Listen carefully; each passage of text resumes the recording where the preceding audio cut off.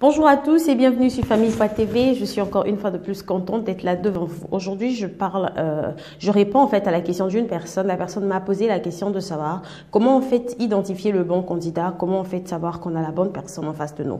Et il y a beaucoup de façons qu'on peut faire, ou bien il y a beaucoup de méthodes qu'on peut mettre en place pour essayer d'identifier la bonne personne qui est en face de nous. Mais aujourd'hui, je vais pas seulement me baser ni me focaliser sur le côté spirituel, je vais être plus sur le côté physique, sur le côté charnel, sur le côté intellectuel. Et notamment, je vais parler des différentes questions simples, que moi je pense qui sont simples, mais qui sont importantes à poser à la personne que vous avez en face de vous, à la personne que vous êtes confus.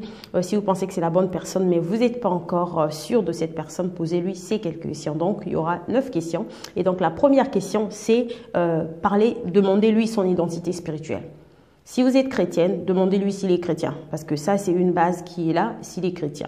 Ne lui posez pas seulement la question s'il croit en Dieu, parce que si vous posez la question, est-ce que tu crois en Dieu, c'est un peu vague en fait, parce que une personne peut croire en Dieu, mais il n'est pas nécessairement chrétien. Et donc ça, c'est fondamental. Et si c'est un chrétien, la personne va tendre dans la direction de vous dire un peu plus de son église, de vous parler un peu plus de sa foi. La personne va s'attarder un peu là, la personne va commenter. S'il est vraiment chrétien, un enfant de Dieu, il sera beaucoup plus autour de cette chose. Et la deuxième question qu'il faut poser, c'est qu'est-ce qu'il y a de plus important pour toi dans la vie? Qu'est-ce qui est plus important pour toi dans la vie? Et notamment pour un enfant de Dieu, peu importe ce que nous voulons dans la vie, peu importe ce que nous voulons acquérir, peu importe nos ambitions, la tendance pour les vrais chrétiens, pour les vrais enfants de Dieu se penche plus du côté de la vie chrétienne. C'est-à-dire que tu vas repérer la bonne personne par rapport à ce critère-là. C'est-à-dire que pour lui, des choses qui ont plus d'importance dans sa vie sont liées un peu vers son côté spirituel, vers sa vie spirituelle. C'est un peu associé vers les choses de Dieu et aussi vers sa famille. Parce que une personne qui accorde beaucoup d'importance pour sa famille, pour des personnes qui lui sont chères, c'est entre parenthèses une personne qui peut aussi te prendre à cœur. C'est-à-dire qu'une personne qui peut aussi bien t'entretenir parce qu'il a en fait le sens de la famille. Et la troisième des questions, c'est qu'est-ce qui t'attire envers moi? C'est une question que tu poses justement pour savoir c'est quoi son intérêt envers toi. Parce que souvent les filles, quand tu fréquentes un homme, tu fréquentes un gars, et puis tu arrives au rendez-vous, tu es juste là, tout ce qui t'intéresse, c'est juste te faire belle, c'est juste te mettre le make-up, mettre ta perruque, mettre je ne sais quoi, et tu te fais mignonne, tu te fais coquette, tu poses pas assez de questions. Tu poses pas assez de questions. Alors il faut poser des questions. Si tu poses des questions, regarde-lui droit dans les yeux et essaie d'examiner un peu tout. Son body language, la façon dont il parle, s'il se met à tutuber à chaque fois qu'il te donne des réponses, pose-toi déjà des questions. Parce qu'une personne qui ment va réfléchir de gauche à droite, va regarder notamment de gauche à droite pour essayer de te donner une réponse qu'il pense que tu veux entendre ou que tu t'attends.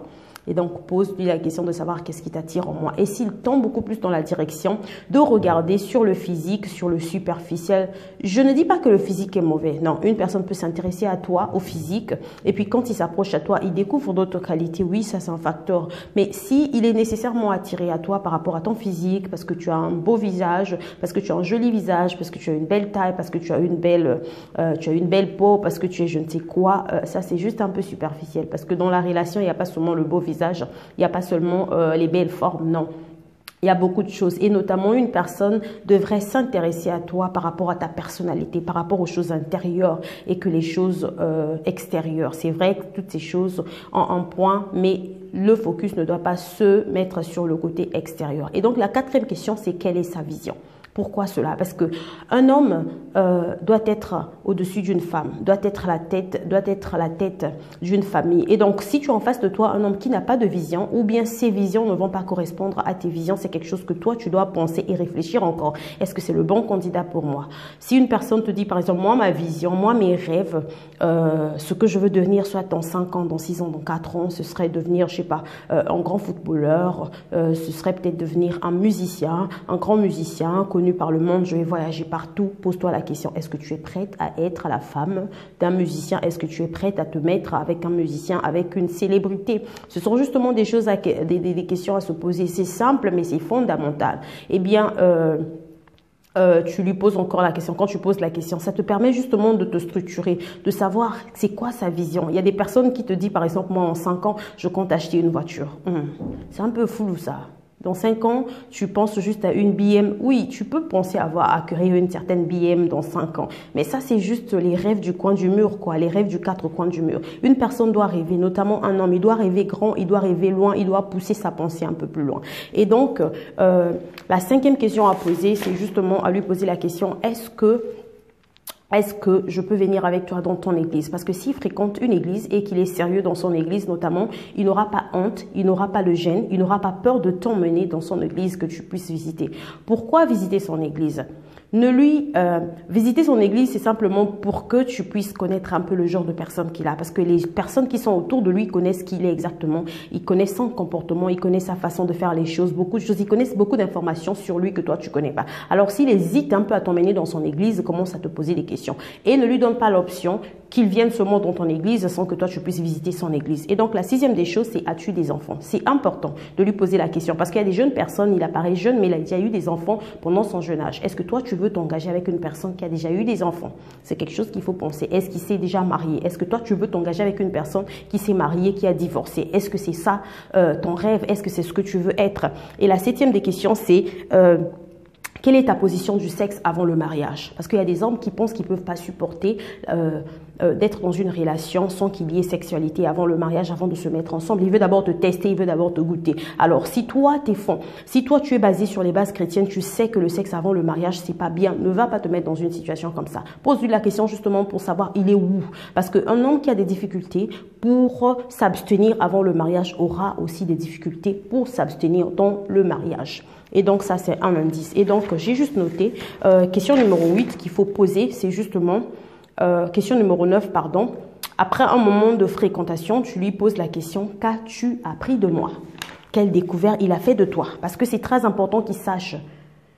Vous savez, quand tu côtoies un homme, tu le parles, vous vous rencontrez, notamment vous vous dites plein de choses et beaucoup de choses. Il doit savoir des choses sur toi. Parce que s'il venait pour un intérêt à rester, il connaîtra beaucoup de choses sur toi. Et il te dira, tu es ceci, tu es cela. Il te fera une description de ce que tu es, de ta personnalité. Et s'il ne connaît rien de tout ça, ça veut dire qu'il venait quelque part pour le sexe. J'ai oublié, pardon, la 9e question, c'est quelle est la différence du rôle de l'homme et de la femme? Parce qu'il y a des hommes qui pensent que la femme, sa place, c'est à la maison. Si toi, tu aspires à travailler parce que tu penses que c'est bien, tu es une femme émancipée, tu dois travailler, alors pose-lui la question de savoir quelle est sa position sur ça. Parce qu'il y a des hommes qui pensent que s'il épouse une femme, cette femme doit rester à la maison. Est-ce que toi, tu es prête à épouser un homme qui va te mettre à la maison pour que tu sois femme au foyer, pour que tu ne sois pas en mesure de travailler, d'avoir cette liberté, etc. et beaucoup de choses. Donc, c'était les 9 questions à poser à une personne que tu fréquentes pour avoir une idée. Donc, on se retrouve très bientôt dans la vidéo prochaine. Bye bye, God bless you.